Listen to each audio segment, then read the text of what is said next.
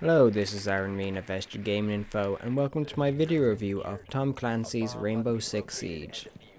Ubisoft's Tom Clancy's Rainbow Six Siege is a multiplayer-only game built around counter-terrorism, where you and 4 friends become counter-terrorism operators and work together in a selection of game modes that have you either attacking or defending an objective for a maximum of 5 rounds per match. Rainbow Six Siege is a game about love and hate. I love its gameplay and operator setup, but I hate the fact that I'm awful at the game.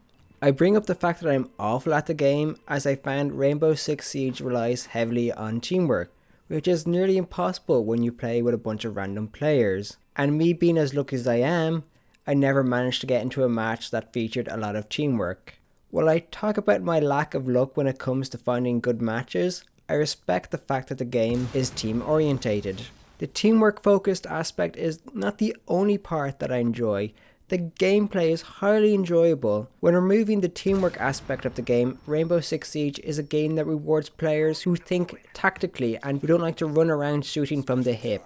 Tactics are important as each of the game's 3 modes feature permanent death and no armor regeneration, which means if you go down, you are down until the round ends.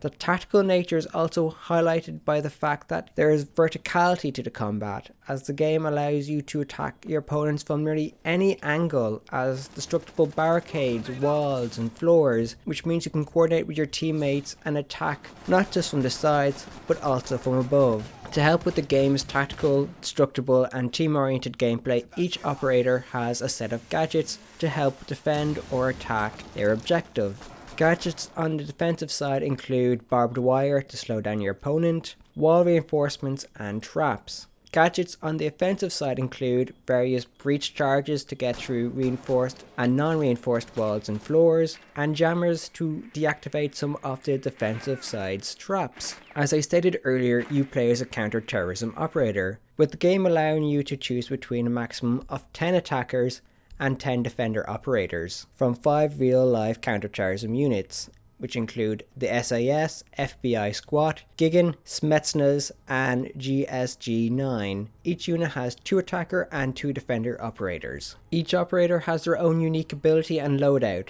some of which include Thatcher's EMP grenade, which allows you to disable any electronics in range, and Jaeger's active defense, which allows you to use an active defense system to intercept grenades before they detonate. Each operator's loadout has a moderate degree of customization, with a choice of one of 2 primary weapons which can be customized, a secondary weapon and an additional gadget. Now the choice of weapons and gadgets does change depending on the operator you play. While there are a total of 20 operators, you don't have access to all of them from the start, as you must slowly unlock each operator with renown, a currency you gain from playing matches. The unlock system for operators, while straightforward, has a few drawbacks. The primary drawback is the fact that you cannot have multiple versions of an operator on one team. For example, if someone picks a thermite operator, no one else on your team can select him. While this does have potential drawbacks for players who haven't unlocked numerous operators, the game lets players select a recruit operator. A recruit has access to all the same weapons and gadgets as the operators do, but lacks a unique ability. So how many modes and maps are there, and what are they like? There are 3 5v5 multiplayer modes: TDM Secure Area, TDM Bomb, and TDM Hostage. Each mode is based around attackers and defenders with a total of 5 rounds, with each round ending when either all the players on one side are dead, or the attackers have completed their objective. When the round ends, the team switch positions. So for example, if you were an attacker in round 1, you become a defender in round 2. A match is then won when one side reaches 3 wins. At the beginning of each match, there is a short preparation phase, where the attackers operate drones to look for their targets, and defenders build their defenses. This preparation phase is almost as essential as the combat phase, because a well-built defense can win you a round before it even begins, and a well-scouted preparation phase by the attackers can give them the ability to swoop in for an easy victory. As I said earlier, the game requires a lot of teamwork. With regard to maps, there's a total of 10 maps: House, Oregon, Hereford Base, Clubhouse, Presidential Plane, Consulate, Bank, Canal, Chalet, and Cafe Dostoevsky. While I didn't manage to experience them all, they each offered their own style and worked well with the game's vertical and team-oriented gameplay. It is worth noting that you cannot select what mode or map you play on, as both appear to be picked randomly by the game. Now, while the game's primary mode is multiplayer, the game has two additional modes in the form of Situations and Terrorist Hunt. Situations are 10 short single-player missions that exist to serve as an expanded tutorial, with each mission attempting to teach you an aspect of the game. Terrorist Hunt is a wave-based mode that can be played as either solo or in an up to 5-player co-op. Terrorist Hunt has the same selection of game modes and maps from the regular multiplayer, and like the regular multiplayer, you cannot select what mode or map you play. The mode also consists of 3 difficulty levels: normal, hard, and realistic. Now, in what appears to be a trend with Ubisoft games, Tom Clancy's Rainbow Six Siege has microtransactions. These microtransactions come in the form of weapon skins, renown boosters, and bundle skills. The currency used to purchase these items are 6 credits, costs from €4.99 for 600 R6 to €49.99 for 6,000 plus 1,560 free R6.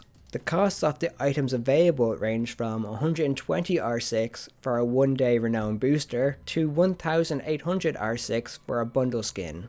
While the microtransactions don't offer any tangible advantages, apart from the fast renown game, which will allow you to unlock operators and customize guns quicker, there is no worry of Rainbow Six Siege being paid to win. The only thing on display is Ubisoft trying to eke out some more money from its players. Now, let's talk about issues. There are very few apparent issues with the game, with the only major issue I encountered being in regards to getting stuck on terrain after rappelling up a building. There was also one instance of when I was disconnected from a game, but that could have been more an issue with my own internet. Now, before reaching my conclusion, let's talk about the graphics and audio. In terms of graphical fidelity and overall representation, the game provides a decent job of bringing you into the world. This is also true of the audio, as sounds of gunfire and explosions echo throughout the map, creating a level of ambience that makes you feel like you are personally in the situation you see on screen. Now, I don't want to say any more regarding the graphics, as my level of expertise regarding frame rates etc. is limited. So if you want more information regarding Rainbow Six Siege's graphics, I highly recommend watching Digital Foundry's Rainbow Six Siege PS4, Xbox One, PC graphics comparison video. So now for my conclusion. In conclusion, Tom Clancy's Rainbow Six Siege is an enjoyable team-focused and tactical-driven first-person shooter. However, when teamwork is removed, matches become chaotic and sloppy. With that all said, I give Tom Clancy's Rainbow Six Siege a score of 8 out of 10, with the game's pros being requires teamwork and tactics, each operator feels unique, and audio makes you feel like you are in the world. The game's cons are lack of teamwork makes for sloppy and chaotic games, all the game modes are essentially the same, and of course, microtransactions. This has been Aaron Meehan of SG Gaming Info. Thank you for watching. Please like, favorite and subscribe. For more gaming information, please visit sggaminginfo.com. And don't forget to like our Facebook page at facebook.com/sggaminginfo and follow us on Twitter at sggaminginfo. And welcome to my video review of Assassin's Creed Syndicate. Following the bug-ridden and poorly